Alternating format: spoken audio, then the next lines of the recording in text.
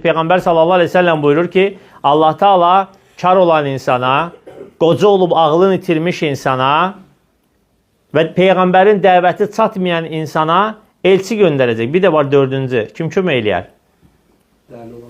Bir de əhsənd. Dəli olan insana, ağıl itirmiş insana. Allah Teala peygamber göndərəcək.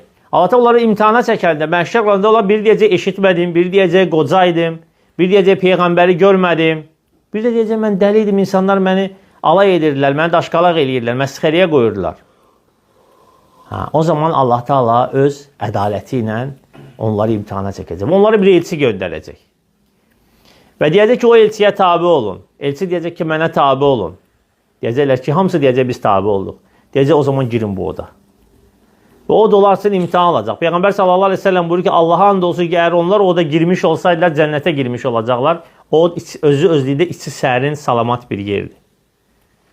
Amma onların bəziləri girəcək, bəziləri girməyəcək. Nedir ki, bu dünyada bəzi insanlar dinlərə tabi olur, bəzi insanlar isə tabi olmur.